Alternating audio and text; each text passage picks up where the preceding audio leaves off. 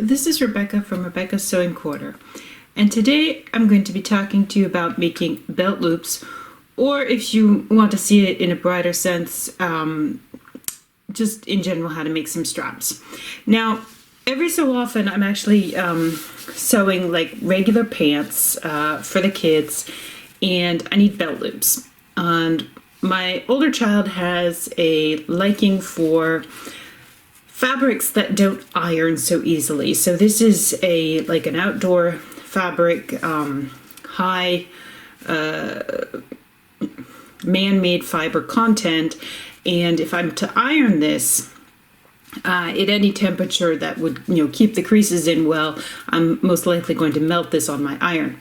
So it's a bit difficult to make belt loops out of this. I hate the bulk when I fold them over, sew them together, and then have to turn them. I hate having to turn them right side out. And all of those things are pretty much, for me, a pain and just cost too much time. Now, for our cover stitch machines, they do offer an attachment for Belt Loop Maker, and I considered buying it. Doesn't cost a whole bunch, but then I realized, you know what, I actually have something at home already that I bought for a different project, and maybe I'll try that out. And what is it? It's one of these little gizmos that you can use to make bias binding. Now, these come in several different sizes. I have them in the metric sizes, so I have a 12mm finished width, I have an 18, and then I have a 25. So this is equivalent, let's say, from 1/2 inch up to 1 inch wide. So for the kids, they're not really that big. I usually vary between the 12mm and the 18 finished width, depending on what kind of look I want and how many needles I want to put into my cover stitch. So the 18, I would usually use 3 needles, just because it gives a little bit more texture on the width. And for the 12, I would do two needles in wide. Now, what does this have to do with my cover stitch machine, and what does this have to do with the fact that I can't iron it? Because normally you would just feed your fabric in on your ironing table, and when it comes out the other side, you'd hot press it basically into shape while pulling your attachment along your ironing board, right? So that's sort of how you usually use these little well, not attachment, but these little gizmos. Now, as I said, this fabric really doesn't like the hot iron too much. It starts melting and gets glossy on me.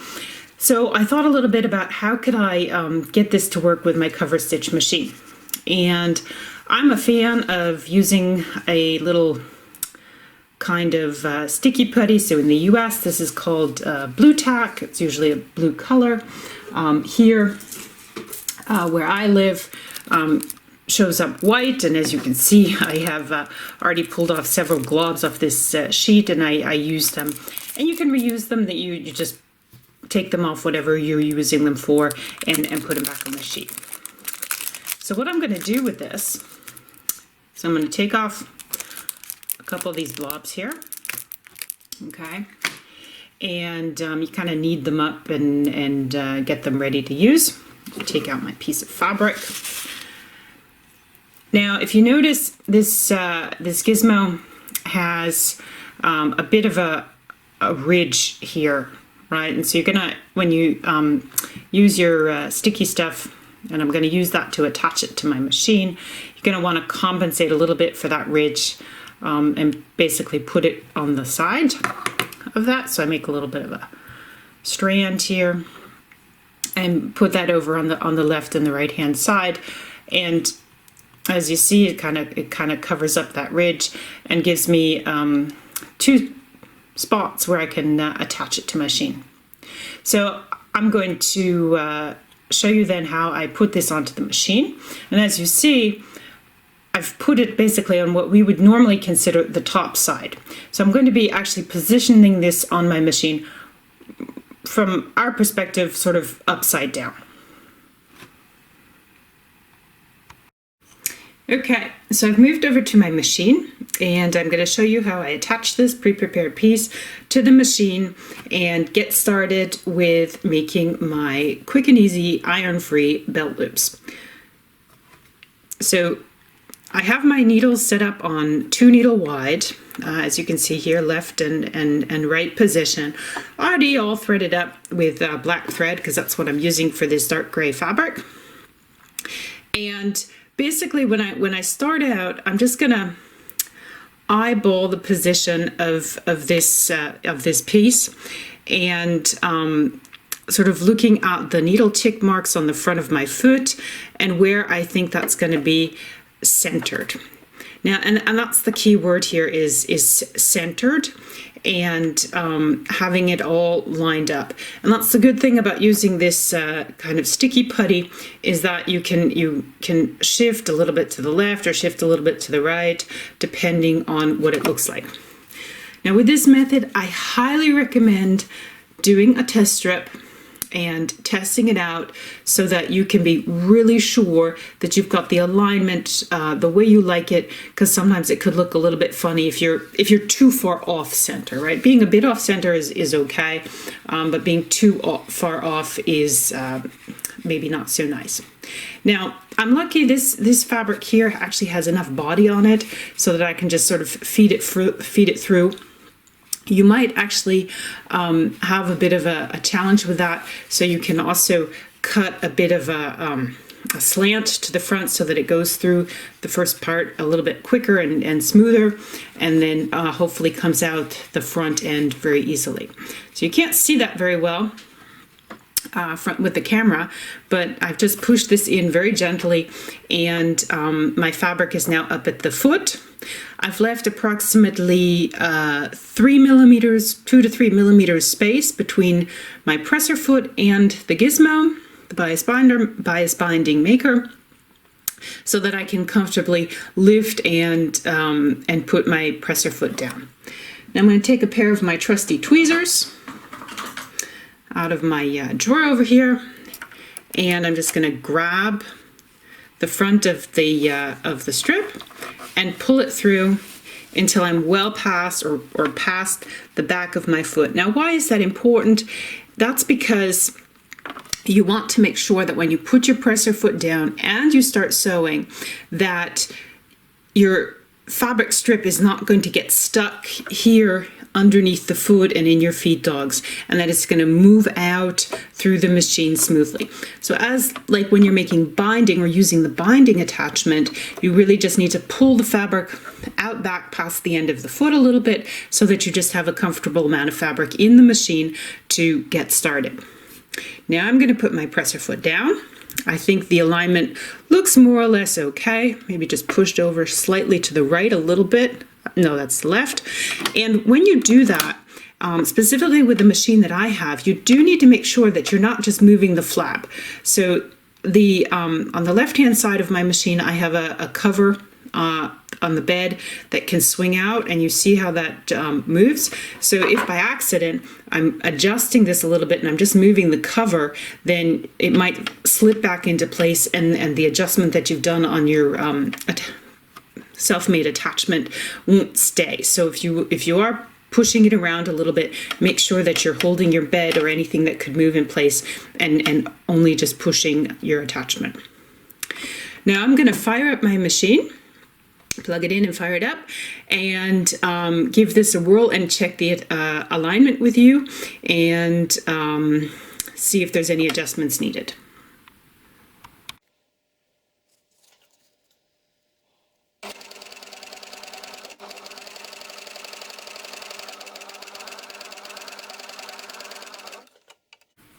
Okay, let's see if we can have a look. So I do a fair piece before I stop and have a look. And you might have noticed I do hold the fabric here in the front just to make sure that it's feeding in nicely and not slipping off too much to one side or the other, which could cause uneven results. Now, let me pull this out here into the front of the camera so you can hopefully see it. The colors, of course, are not exactly that great to look at, but this is actually just a piece of the project that I'm working on. So this is my test strip before I go into making the actual belt loops for the pair of pants that I'm working on. So if I look at this, and you really do want to have a pretty good piece to check out and make sure that your alignment is okay. What am I looking for? I'm looking for the evenness between the left side and the needle threads on the right side of the needle threads, that I'm more or less center when I'm looking at this, and that it's not going to look too odd. And of course, as always, also check the back side to see what it looks like. Now, when I was manually pulling the fabric strip through, you might have noticed that it looked like the edges were going to overlap a little bit and maybe cause some uneven results, but that's okay. Because when it finally actually then does go through the machine, you actually see that it relaxes out a little bit, and the raw edges of my strip just actually really butt up to each other very evenly. You can hardly see them, probably on the video, not at all, and I can just barely see where the edges meet together. Now, what you'll also notice, let's say here on the tension of my threads, I don't actually have a very loose tension here, because I need absolutely no stretch. So this fabric that I'm using has no stretch in the direction that I cut it. Okay, but, and this is also one of the reasons why it's terrible to iron, in the other direction, it has a tremendous amount of stretch, right? So you see this is very stretchy, and that's why I purposely cut it the way I did, so that my belt loops, when I finish them, have no stretch. Okay, because you don't want your belt loop stretching. So actually, if I say so myself, the positioning here does look pretty good. I'm going to continue stitching a little bit, just to make sure, and holding my strip here in front of the machine so that it doesn't flop down to one side or the other.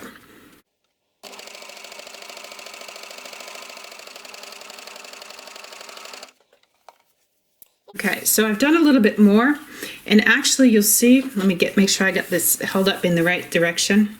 Hopefully you can see it. I'm actually not too happy with the alignment now. So I've gone down further, and the distance between the left edge and the needle thread and the right edge and the needle thread, for my personal taste, is just not even enough. And I'm seeing that now happening on a considerable length. So what I'm going to do is I'm just going to take this, I'm going to hold the machine cover here so that I'm not just moving the cover, and I'm going to push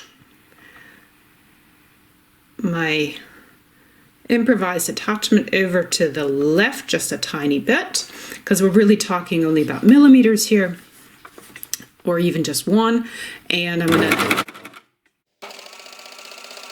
a bit more and check it. And hopefully that was the last adjustment, because this is the end of my test strip. Okay, so if I look at it again, I don't have too much more fabric here. But it looks like it is still slipping off a bit, so I'm just going to sew off to the end.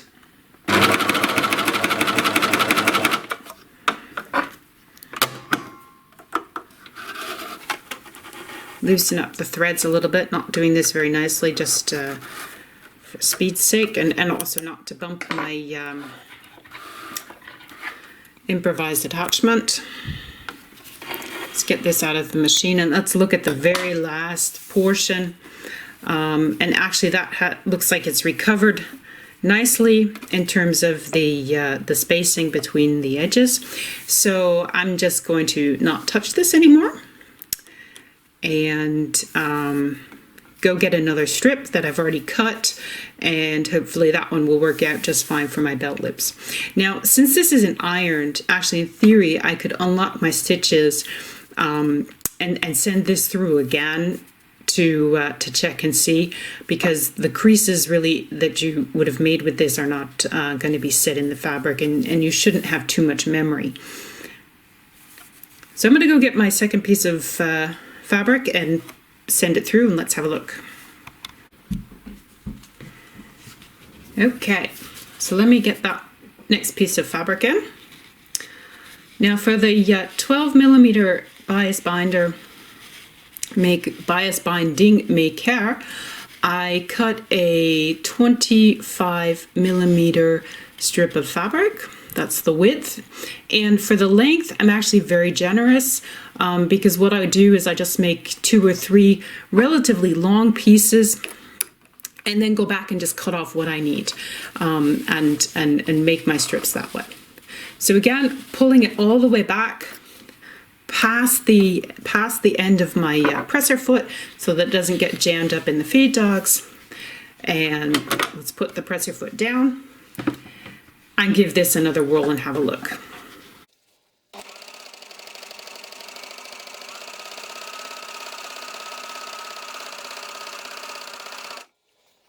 Okay, so most of the way down, and I had a bit of faith in my alignment from the last test piece, and this actually looks pretty good.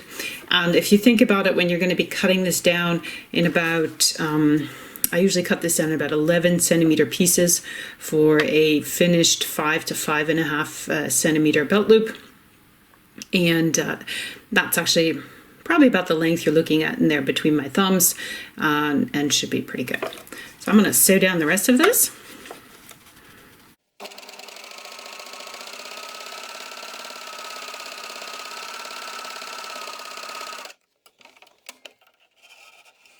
And while removing this from my machine, also making sure I'm not going to bang my improvised attachment, because I do need to make a second length of this. So let's get it out and have a look. And I would say that's actually looking pretty good from front to back, front to finish, beginning to end. And if I look at the back side, also nice and even. Got a couple of fabric threads peeking up along there, but otherwise pretty satisfactory. So that was it. Easy peasy belt loops with something that I already had in my drawer and could use really quickly. Now, some people like to make straps out of this, so for athletic purposes or aesthetic, if you have a top where you just want to add some extra straps onto it.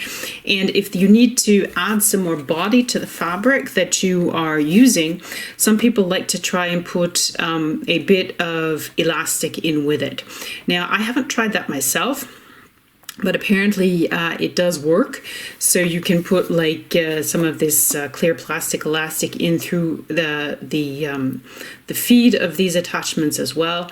Like I said, I haven't tried it. I usually use this for belt loops. For other straps, I usually actually end up using my binder, so my true binding attachment. So I hope you like this. And feel free to try it out. Depending on the look that you want, you might want to use the 12 millimeter or the 18. If you're going for the wider one, obviously if you look at the relationship of the stitches to the finished width, you might actually then consider adding manually or by hand additional rows of stitches to the left and to the right to kind of make it look a little bit more even and the stitches matching up with the width of the strap that you've made. So thank you for watching my video. This is Rebecca from Rebecca's Sewing Corner, and I wish you happy sewing.